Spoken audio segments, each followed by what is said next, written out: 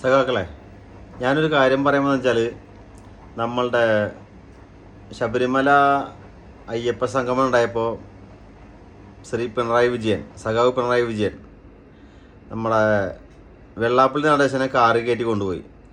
അതിന് കോൺഗ്രസും BJPയും മൗദൂദി ചാനലും ഏഷ്യാനെറ്റും കൂടി ഭയങ്കര വിമർശനമായിരുന്നു. വെള്ളാപ്പള്ളി നടേശനെ കാറ് കയറ്റി കൊണ്ടുപോയി എന്ന് പറഞ്ഞിട്ട്. ഇപ്പോൾ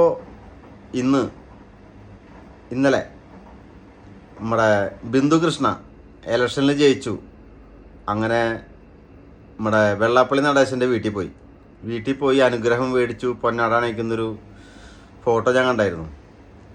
ഇപ്പം ഈ പറയുന്ന മൗദൂദി ചാനലായ മീഡിയ വണ്ണിനും ഏഷ്യാനെറ്റിനും കോൺഗ്രസ്സുകാർക്കും മുസ്ലിം ലീഗിനും BJPക്കും ഇതിനെപ്പറ്റി ഒരു വിമർശനവുമില്ല. ഇതവരുടെ ഇരട്ടത്താപ്പല്ലേ?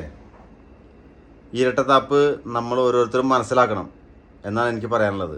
കാരണം പിണറായി വിജയൻ ഇത്രയും കാര്യങ്ങൾ കേരളത്തിൽ ചെയ്തു, എന്നിട്ടും പുള്ളിക്കാരൻ വിമർശനം ഏറ്റുകൊണ്ടിരിക്കുക.